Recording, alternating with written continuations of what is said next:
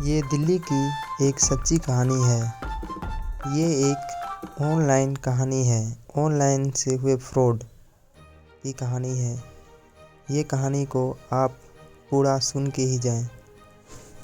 एक रोहन नाम का लड़का था। वो अभी ग्रेजुएट में था।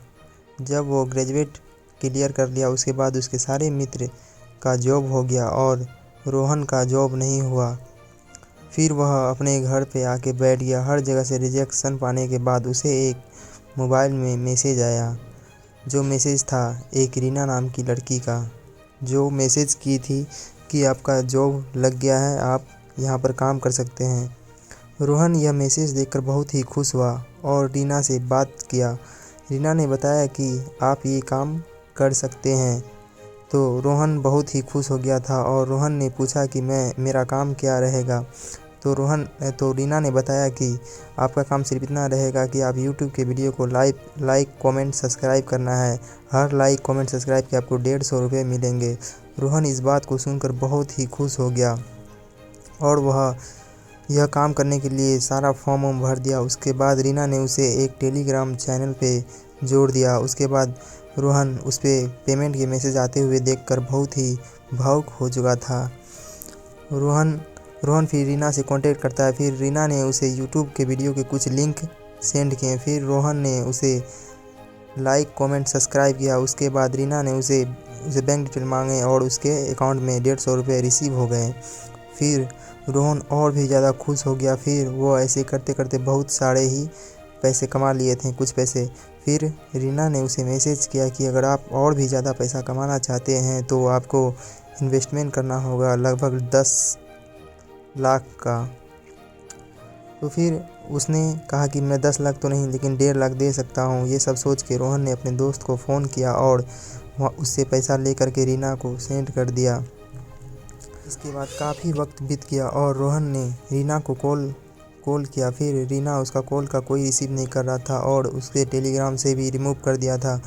फिर उसने रीना को बहुत कॉल किया और वो बहुत परेशान होकर बैठा ही था और सोच रहा था कि मैं अब क्या करूं। और उसके दोस्त सब भी परेशान कर रहे थे, पैसे मांग रहे थे। इसीलिए उसने अपने ये सारी कहानी अपने मम्मी पापा से बताई। फिर उसके पापा ने सोचा ये तो बहुत गलत हो गया है। फिर उसने साइबर क्राइम ब्रांच में कॉल किया और सारा रिपोर्ट दिया। फिर वहाँ पर एक साइबर क्राइम के ऑफिसर थे।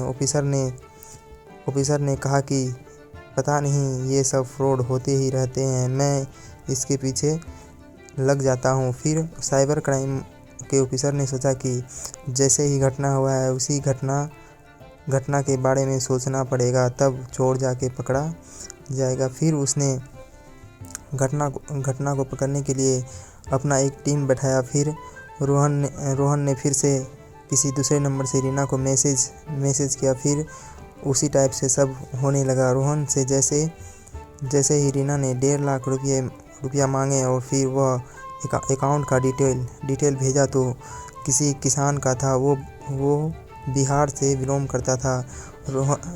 रीना ने उसका आधार किसी तरह से चोरी कर लिया था। फिर उसने पुलिस को दिखाया। फिर पुलिस वालों ने उस बैंक वाले को कॉल करके बोला कि इससे ऑनलाइन ट्रांजैक्शन बंद किया जाए। फिर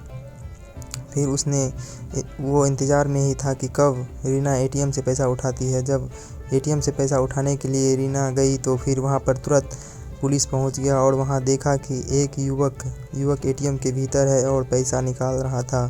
फिर पुलिस वालों ने उस युवक को पकड़ लिया। दरअसल वो रीना नहीं था, वो युवक था जो रीना के नाम से एक फ्रॉड आईडी बनाया हुआ था। फिर उसे पुलिस ने पकड़कर उसे जेल में डाल दिया। आप भी इन सारे घटनाओं से डरें और कोई भी ऑनलाइन वर्क करने से सख्त मना ही कर दें और कोई ऑनलाइन वर्क नहीं करें। अगर आपको भी इस तरह की वीडियो पसंद आती है तो हमारे चैनल को लाइक सब्सक्राइब कमेंट करें।